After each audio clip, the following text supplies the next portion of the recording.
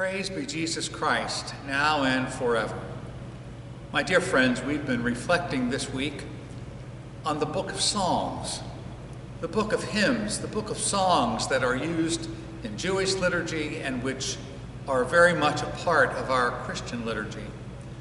The Psalms are prayed daily by monks. They are sung daily by monks or recited daily.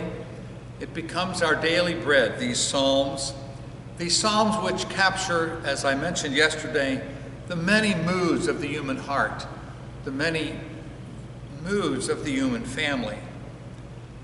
I mentioned yesterday St. Augustine, who had a great love for the scriptures and a great love for the book of Psalms. His longest work, which took him 26 years to complete, was his commentary on the Psalms. In fact, it's the longest bit of literature, the longest piece of literature from the church fathers, from Christian antiquity. He loved the Psalms because when we pray the Psalms, he could hear Christ praying in them.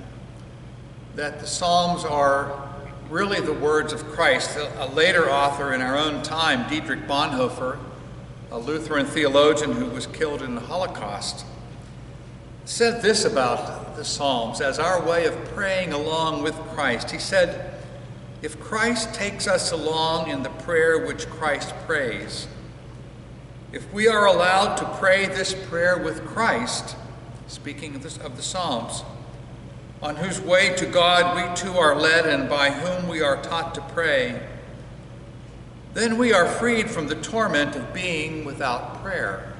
How often people say, I don't know where to pray, I don't know how to pray. He would say, take up the book of Psalms, take up the prayer book of the church. Christ wants us to pray with him. He wants to pray with us. Another way of understanding the way that we pray the Psalms is to pray them even if we're not feeling a particular difficult mood. We might not feel joyful and we're reading a psalm of joy, or we might be overwhelmed with discouragement and we read a psalm of praise.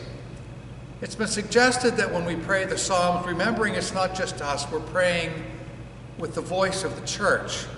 So if I'm praying a psalm of lament, for example, of sadness, even though I might feel joyful, I know there are Christians in our parish, in our world, that are feeling this way.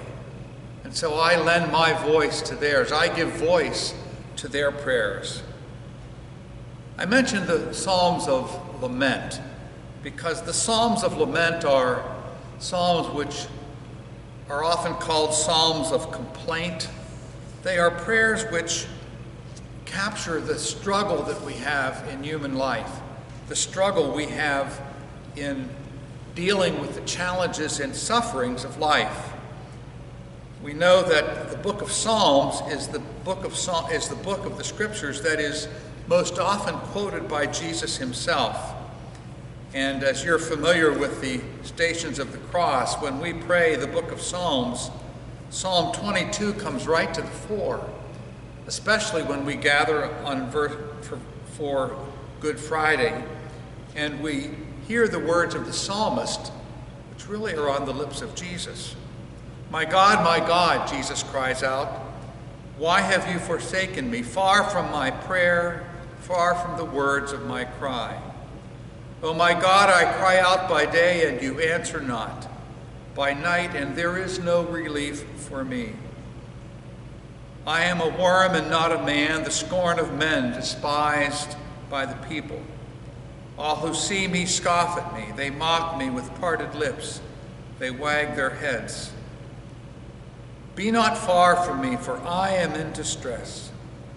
Be near, for I have no one to help me. You may be in a joyful spirit. Offer this psalm for those who are imprisoned, those who are lonely, those who are feeling the weight of the world upon their shoulders, those who have been treated unjustly.